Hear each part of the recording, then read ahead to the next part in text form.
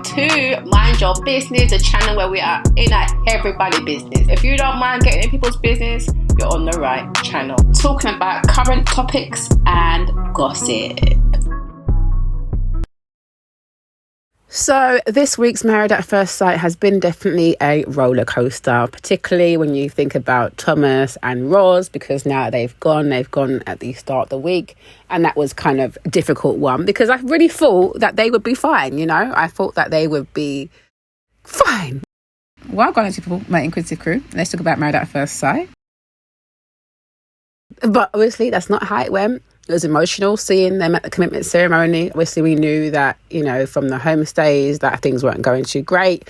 And Roz let it be known that she wants to kind of end things. And then at the commitment ceremony, you know, she kind of doubled down. And but it was really emotional because you could see that she was really emotional about it. And I thought it must be kind of hard from her perspective too. I know a lot of people were going in on Roz about it because even I was a bit stunned, but at least she knows herself and she knows what's right for her, and it must have been quite hard for her. It's quite courageous of her to be like, you know what, at this part of the process everyone's looking at us like we're perfect, but actually it's not for me. I did feel a bit like, oh my gosh, knife to the heart when she did it. It's because she can't see herself having kids with him, because I feel like Thomas is a really nice guy and she said that he's a really nice guy, but it's just not for her. So I mean, you've just got to respect her wishes on that. I felt for Thomas though, you know, it was very heartbreaking to see him because I do feel like he's really come out of his shell from the way that he started to where they ended up, and there's no bad blood between them.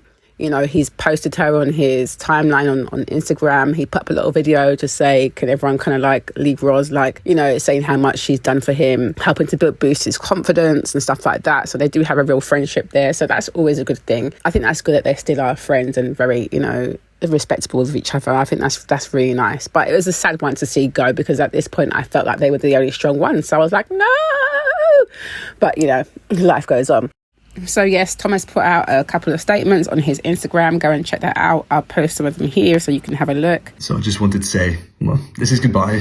It's sad that we left at that commitment ceremony, but Roz gave me so much.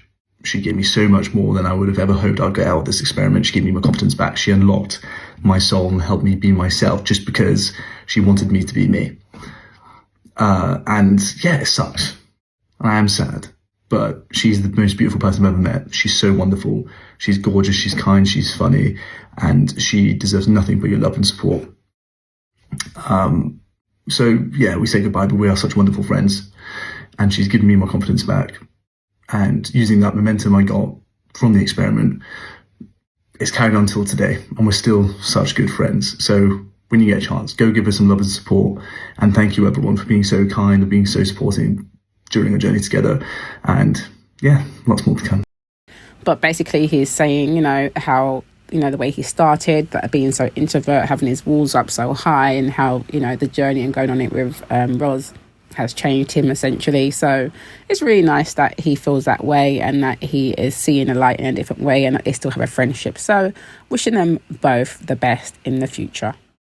Now, other things that happened this week. So we had obviously, like I said, the final commitment ceremony. You know, Thomas and Roz obviously left it there. It did seem like it came out of the blue. I mean, we also had final dates this week as well, right? So everyone had like cute little dates. Everyone seemed quite happy. You know, Paul and Tasha went to the cinema. George set up a little surprise, you know, very princessy day for Peggy, because that's definitely up her street. So she was very happy. Adrian and Matt were at a luxury retreat, and Jordan and Erica went to an amusement park, and Ella and JJ went on to dinner on a boat in Canary Wharf. So they had their cute little final dates. Everyone seems to be getting kind of closer to a degree. Not all the way. Some cracks, obviously. Anyway, as we move forward to what happened at the final dinner, and yes, I do think that Arthur definitely let loose this evening, because something tells me that little conversation George had with him, telling him, you know, you don't need to change yourself, you know, improve things, you know, and, you know, you don't need to change yourself. It really hit home for him. I thought it was really interesting because I felt like Arthur has checked out. He's like, that is it. I'm out of here.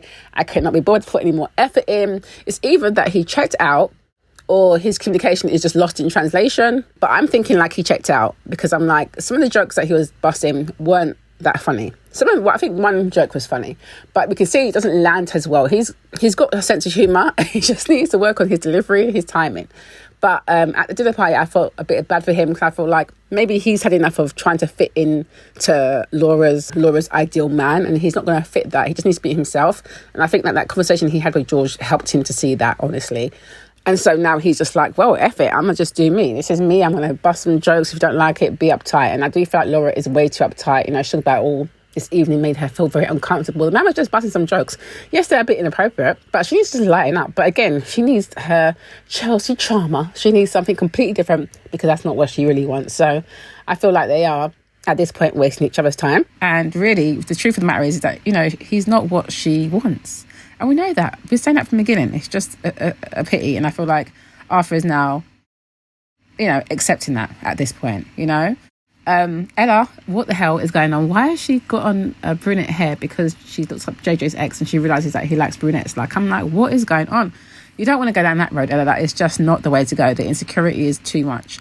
You've got JJ, you know, seeing that there's an issue with Ella, which is kind of probably, I'm sure Nathaniel's sitting somewhere feeling like, I did say something before, it's not just me.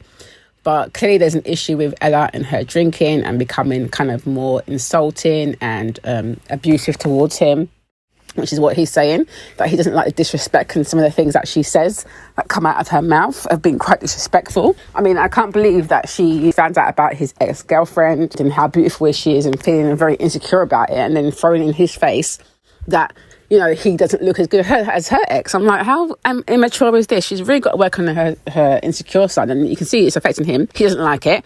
I'm sure everyone's sitting around and thinking, if you stayed with Bianca, this wouldn't have happened.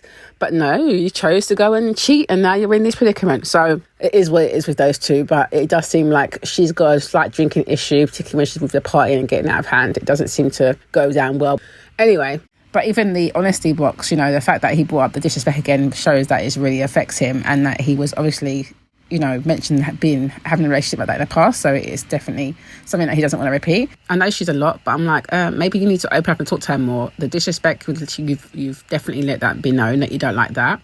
But Ella wants him to open up more. But I also feel like it's a bit of pressure on him, because I felt that the experts keep saying to him, you know, you've got to reassure her. I don't think it's anybody's duty to have to kind of build somebody. You know, I don't think that should be his responsibility. I feel like she has to work on her insecurities. Yes, he can definitely reaffirm her, but I don't think it's fair for them to kind of put that pressure on him. Like, well, you've got to do it every day. You've got to let her know. And it's like, well, how about she needs to work on her own confidence as well and take some of the pressure off? I don't think it should be that way. But you guys might disagree with me on that one. Another one that I find like I still don't buy yet is Matt and Adrian. And again, experts, what the hell's going on? I do feel like the experts have definitely, you know, dropped the ball here, because why are they watching it and gasping at the fact that, you know, they realise that Adrian doesn't want kids and Matt does want kids? Shouldn't they have like asked these questions when they're during the matching process? Isn't that quite a pivotal part of matching people together? I am absolutely confused by these people, because I'm like, why would you put those two together? Like, what's going on there? How do you pair together people who are not on the same page when it comes to having families? Like, she's saying she doesn't want any kids. He wants kids. So why would you put them together?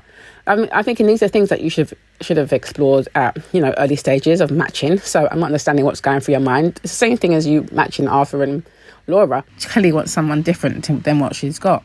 And I feel like Arthur should have someone who's more on his level and vibe and sense of humour. You know, she's a bit more uptight. She needs her little Chelsea person. That's what she needs. That's what she wants. Tasha and Paul. Now, Tasha, I understand why she blew up at Arthur. I still think it was a little bit excessive. But I understand she doesn't come out of her emotions. But again, another part that I wanted to point out is the experts again. Because I feel like they never actually like hold them accountable. Like, they never actually seem to have checked Tasha on her kind of attitude, and that she needs to kind of work on that. They're always just like, oh yeah, it's good to see her doing this, or it's good to see that, you know, she's let her feelings out. Yes, but she needs to learn how to control her feelings. I think that's part of the issue as well. Like, and even Peggy and George, because I feel like Peggy has just really berated George throughout the whole season. Laura's pretty much done the same. Peggy piping up made me laugh, because she was saying that, you know, when Laura started saying that she doesn't feel like she's herself anymore, and she piped up and was like saying, you know, you've got to ask yourself if you're compatible. And I'm like, well, you've been picking at your man. Have you been asking if you're compatible, or have you been picking at him? Even though now she seems all quite loved up. But again, we shall see what happens at the end ceremony, whether they choose each other or not. Anyway, I do think it was interesting when we saw George telling Arthur that he doesn't need to change. he just needs to improve things, you know. And that's good advice. But I was like, George, I'm glad that you're taking that advice yourself, because I like that at the dinner table. He spoke about, you know, the honesty box and the question about gaming again, once again, the whole gaming question. And he asked it just as Peggy wanted this time, and said, well, no, gaming's at the bottom, but it's still there, because that's an important part of him. And I thought, well, good, as long as you're hanging on to the bits that are about you, because I feel like everything you do, she doesn't like about you. But yeah, we shall see what happens with these guys. But anyway, guys, what did you think of the show? What do you think about Jordan and Erica? I didn't really touch on them, but they seem like their distance might be an issue, and maybe some of the communication issues that Erica keeps bringing up with Jordan. So I don't know. Who do you think will be actually lasting at the end? Who will be standing? What couple will be standing at the end? Tell me. What do you think? Let me know, guys, your thoughts below.